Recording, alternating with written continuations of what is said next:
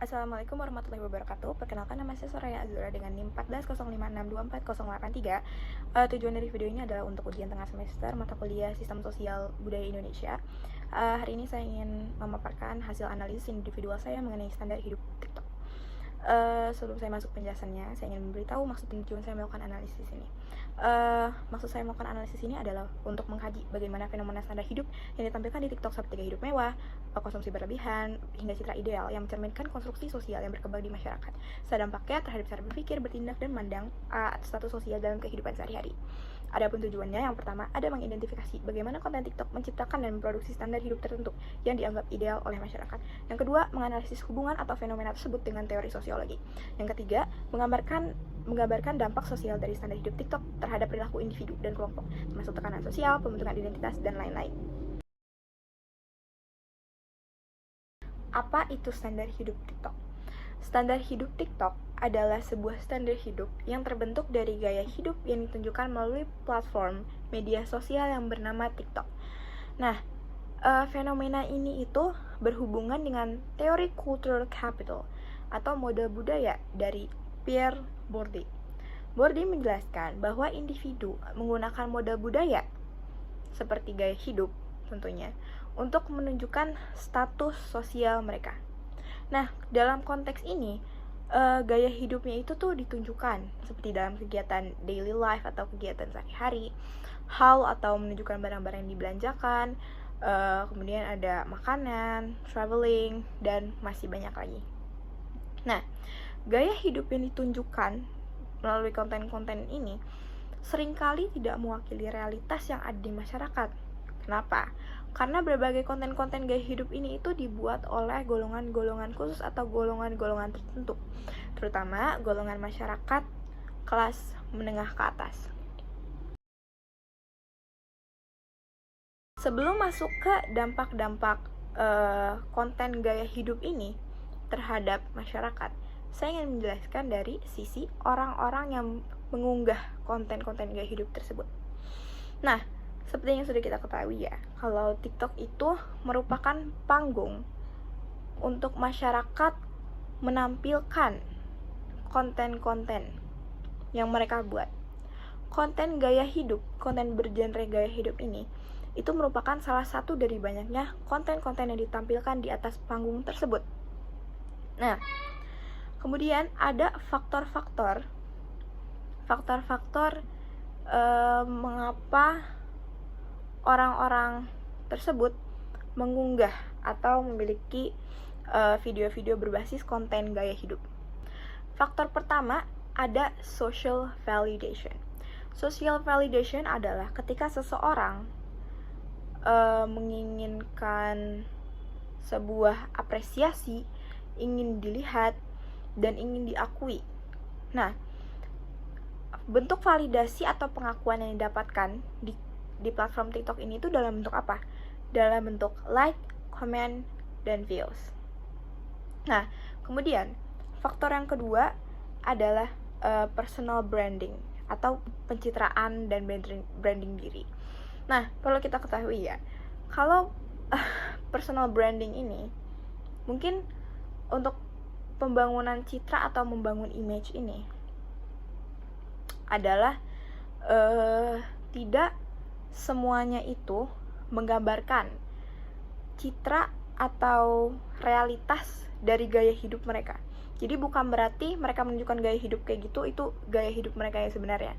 Mungkin sebagian dari mereka benar-benar menunjukkan realitas dari gaya hidup mereka, cuman mungkin sebagiannya lagi itu tidak menunjukkan realitas dari gaya hidup mereka. Ini bisa dibilang apa? Ini bisa dibilang performative behavior.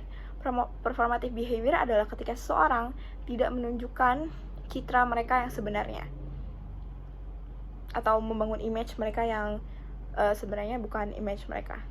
Nah, mungkin tujuan dari personal branding ini tuh tentunya bisa mengarah ke karir, relasi, atau pengaruh sosial yang dimana nanti ini bisa merujuk lagi ke terutama untuk content creator ya, nanti mereka dapat endorsement, paid promote, dan lain-lain.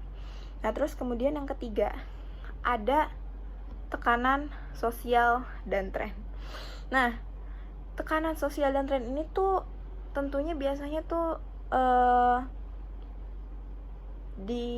dilakukan oleh para orang-orang FOMO atau fear of missing out, orang-orang yang takut ketinggalan tren.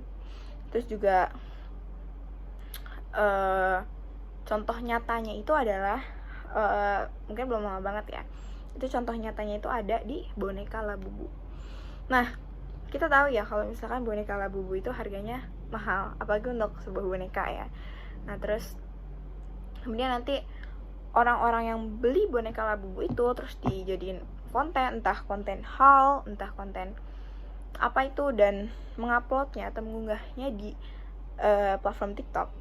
Kemudian nanti dari konten tersebut itu akan membangun persepsi dimana berarti orang itu mampu, wah berarti dia kaya, wah dia keren banget bisa beli labu, berarti dia banyak uang. Faktor yang keempat atau faktor terakhir adalah kebutuhan ekspresi diri.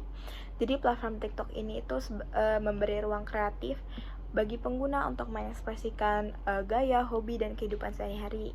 Nah, di sini tuh gaya hidup yang mereka tunjukkan dalam konten-konten mereka tuh bisa dibilang identitas visual mereka. Setelah membahas dari sisi pengguna atau sisi orang-orang yang mengunggah konten-konten gaya hidup ini, saya ingin menjelaskan bagaimana atau mengapa konten-konten tersebut tuh bisa menjadi standar hidup seseorang. Nah, jadi awalnya dari konten-konten tersebut, orang-orang tuh mulai menjadikan gaya hidup yang ditunjukkan sebagai acuan mereka. Nah, awalnya tuh ini emang bersifat personal ya. Kemudian lama-lama semakin banyak orang yang menjadikan gaya hidup itu sebagai acuan, secara tidak sadar gaya hidup itu akan menjadi standar umum di dalam masyarakat. Jadi lama-lama standar umum ini tuh dinormalisasikan sehingga menjadi hal yang biasa atau hal yang lumrah di masyarakat. Nah, kemudian karena semakin banyak orang yang terlibat, ini bukan lagi personal, tapi sudah masuk ke social issue. Kemudian fenomena ini pun bisa kita kaitkan ke teori budaya populer atau popular culture dari Stuart Hall. Jadi hal ini tuh menekankan bahwa media membentuk bagaimana kita memaknai budaya. Di sini tuh TikTok menjadi media dominan yang membentuk persepsi tentang hidup ideal. Standar hidup yang disebarluaskan itu bisa menjadi bagian dari hegemoni budaya, di mana kelompok dominan menentukan apa yang dianggap normal atau diinginkan. Jadi para orang-orang yang mengunggah video tentang gaya hidup itu lama-lama bisa menentukan apa yang dianggap normal atau diinginkan. Nah, tentunya fenomena standar hidup TikTok ini akan memberikan dampak kepada masyarakat. Dampaknya itu ada banyak sekali. Yang pertama, ada meningkatkan budaya konsumtif. Jadi banyak konten TikTok yang mendorong masyarakat untuk membeli produk yang lagi tren, yang seperti itu. Dimana nanti budaya konsumtif ini itu, jika kita telusuri lebih dalam atau lebih jauh dampaknya dari budaya konsumtif itu sendiri, nanti mereka itu akan terus mengejar atau terus memaksakan diri untuk membeli suatu barang ataupun itu yang sebenarnya mereka tidak mampu, tapi mereka paksakan demi mengejar gaya hidup atau tren itu. Contohnya kayak yang tadi saya udah kasih tahu tentang boneka Labubu. Contohnya orang tersebut tuh sebenarnya dia nggak mampu beli boneka Labu, tapi dia terus maksain diri. Mungkin dia bisa ngorbanin dari uang jajannya dia, apapun itu. Jadi mana nanti habit ini, kebiasaan ini tuh tentunya tuh bakal mengarah ke hal yang lebih buruk lagi.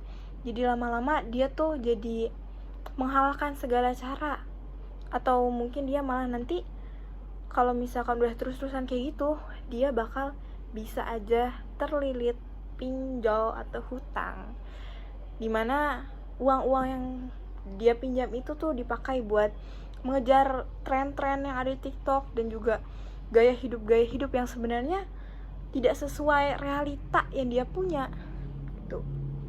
Kemudian dampak kedua ada menumbuhkan standar sosial tidak realistis. Jadi standar hidup yang tadi sudah saya jelaskan, dimana standar hidup ini tuh akan dianggap sebagai standar hidup yang umum karena telah dinormalisasikan dalam masyarakat. Jadi apa ya, ini tuh kehidupan mewah seperti ya tentang makanan, traveling, barang-barang tadi atau segala kesuksesan yang ditunjukkan dalam gaya hidup itu akan menjadi standar yang tidak realistis atau tidak sesuai kemampuan orang tersebut ya. Padahal sebenarnya yang tadi saya udah kasih tahu ya, kalau tidak semua yang mereka tunjukkan itu menggambarkan realitas dari gaya hidup mereka yang sebenarnya, realitas dari gaya hidup mereka ya. Seperti yang saya bilang ya, jadi ada orang yang performatif dimana ya itu nggak sesuai sama realitas yang mereka punya. Jadi dia cuma membangun image di sosial media dimana cuma menunjukkan menunjukkan sesuatu atau menunjukkan gaya hidup yang sebenarnya bukan gaya hidup mereka yang sebenarnya gitu. Kemudian yang ketiga ada memicu kesenjangan dan kecemburuan sosial. Pengguna dari kelas sosial yang tinggi ini nih, yang mengupload konten-konten gaya hidup itu nantinya dia akan merasa orang-orang akan merasa wah mereka tuh beda banget, kaya banget kayak gitu. Terus nanti mereka bakal cemburu atau enggak iri atau enggak mereka jadi kayak tidak bersyukur. Jadi itu menumbuhkan kecemburuan sosial ya. Ini mah nanti kalau misalkan lebih jauh lagi ini tuh bisa mengarah ke kriminal. Kemudian yang keempat ada mendorong perubahan pola hidup. Mungkin dari tadi yang saya jelaskan itu tuh selalu dampak buruknya ya. Cuman untuk dampak baiknya nih, ini salah satu dampak baiknya itu bisa mendorong perubahan pola hidup, dimana konten-konten tentang gaya hidup yang tadi dapat memotivasi orang-orang untuk bisa lebih rajin kerjanya, lebih kerja keras, kerja lebih produktif, atau mungkin self-improvement. Dampak yang kelima atau dampak terakhir adalah menggeser nilai sosial dan budaya lokal. Jadi nilai lokal seperti kesederhanaan, kebersamaan, dan keautentikan itu mulai tergeser sama budaya-budaya populer yang sifatnya tuh kayak individualistik, sesuatu yang kayak gitu. Jadi dampaknya ini tuh juga bisa mengarah pada terjadi perubahan cara pandang generasi muda terhadap makna, contohnya makna cantik. Nah di sini tuh makna cantik itu tuh jadi berubah, dimana cantik tuh dianggap harus putih, harus tinggi, harus langsing, sesuatu kayak gitu. Atau juga contoh nyatanya itu yang bisa kita yang akhir-akhir itu sering banget kita dapatin itu adalah dimana orang Indonesia itu tuh orang-orang Indonesia itu terdiri dari berbagai macam kulit ya. Jadi ada kulit yang dari yang paling terang sampai yang paling gelap. Nah dimana nanti di platform TikTok ini tuh gak jarang kita temuin dimana konten-konten creator dengan warna kulit yang gelap itu pasti suka dapat komen-komen tentang warna kulitnya, tentang misalnya tuh komen aura maghrib. Nah itu juga salah satu dampaknya.